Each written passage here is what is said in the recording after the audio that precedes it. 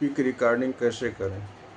BP की recording करने के लिए सर्वप्रथम एक स्ट्रेट चेयर में बैठ जाएं और अपनी आर्म्स को, अपने हाथ को उसके साइड आर्म में, चेयर की आर्म में रखते हुए या टेबल के ऊपर रख लें और बीपी कफ को एल्बो के 1 से 2 सेंटीमीटर ऊपर बंधवाएं।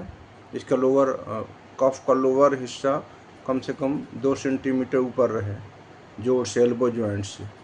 इसको प्रॉपरली बांध दें।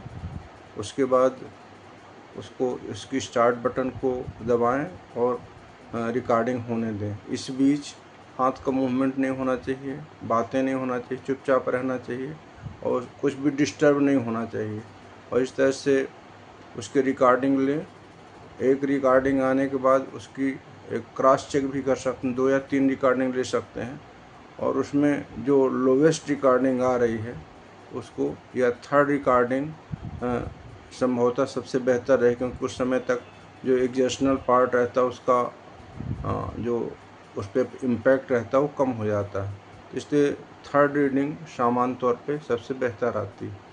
और कभी ऐसा हो कि कुछ डाउट हो कि बीपी अननेसेसरी ज़्यादा बता रहा है या लो बता रहा है, तो दूसरे आर्म्स में भी चेक कर सकते हैं।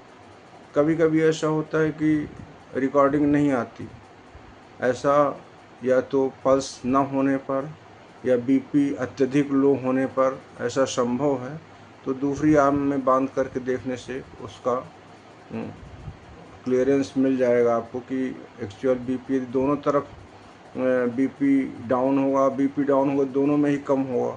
तो ऐसे में दोनों तरफ रिकॉर्डिंग नहीं आ रही, इसका मतलब कुछ ना कुछ या तो बीपी लो है या पल्सेशन ही नहीं है।